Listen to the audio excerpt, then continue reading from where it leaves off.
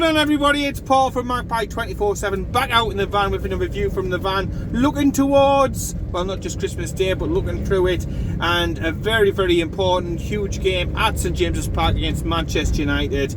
I won't say who's managing them because, look, let's face it, they might bastard change 5 times between then and now. But yeah, we take on Manchester United. It's one of them teams that I think most Newcastle United fans love to hate, let's be honest. It's a massive game for us, obviously, in our fight for relegation. Points on the board against any of these so-called top 6, greedy 6 as they should be called, to be honest.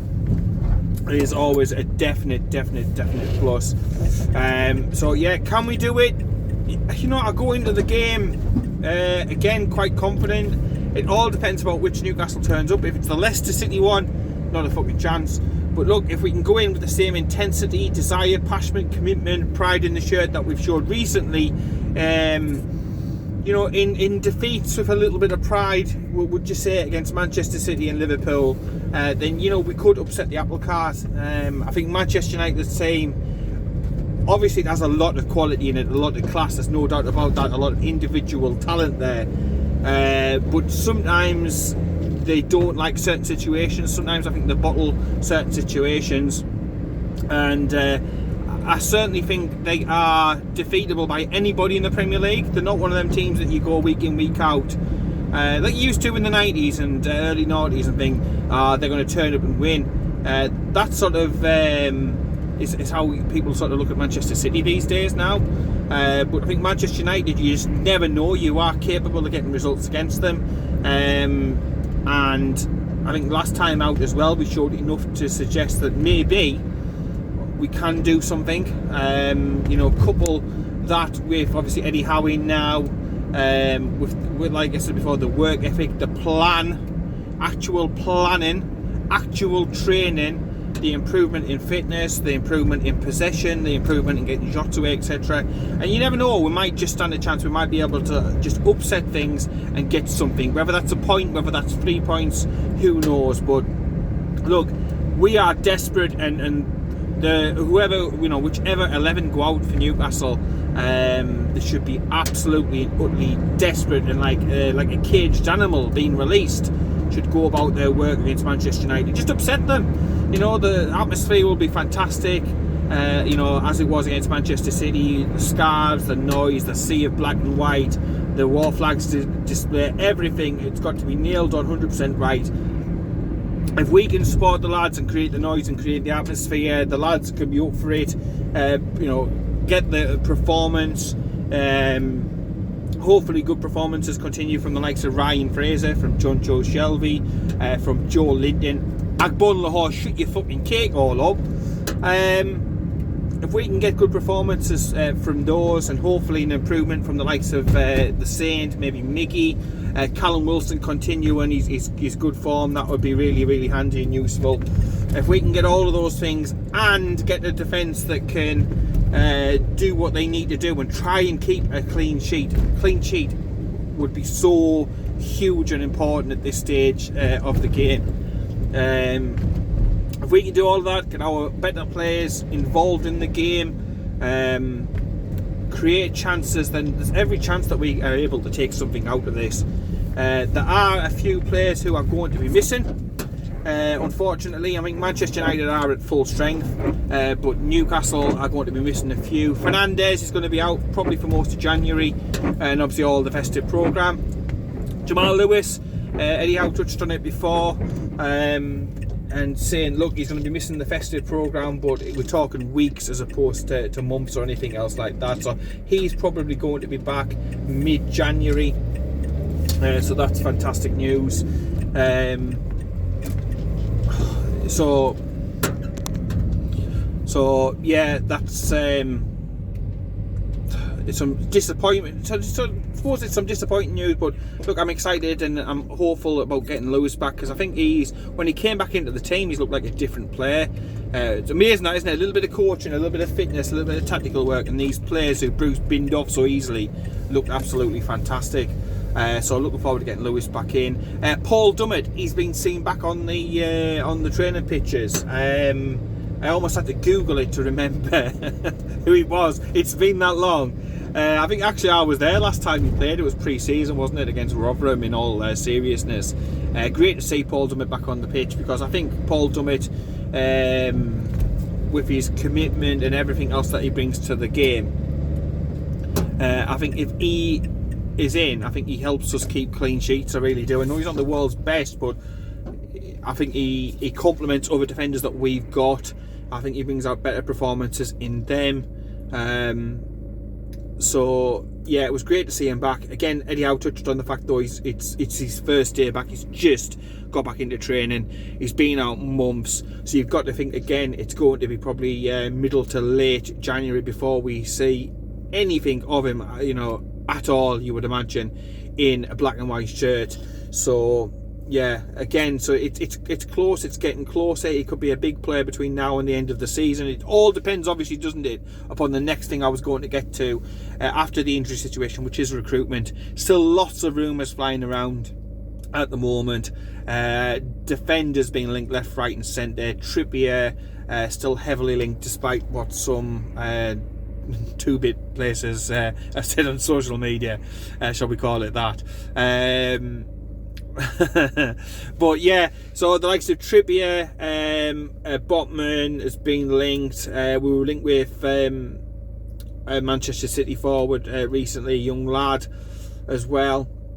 But it's the defence. It's primarily defence and defenders that we are getting linked with left, right and centre.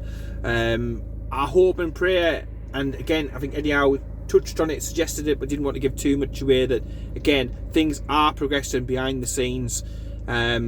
And you've got to be hopeful. We've got, 100% trust in Amanda Staveley and the rest of the consortium to get the job done. The care they've seen with the own eyes, the problems, the issues, and they know the perilous position that we're in. So no doubt that they are working behind the scenes to get deals lined up for the opening of the transfer window.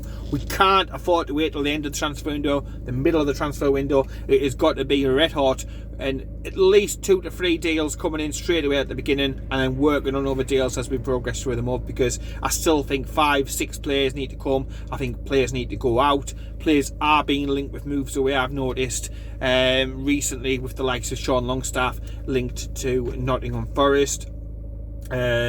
We've got some of the younger players as well from the reserve squad being linked with moves away. Bonswell, I think, was linked with Sheffield Wednesday and Portsmouth.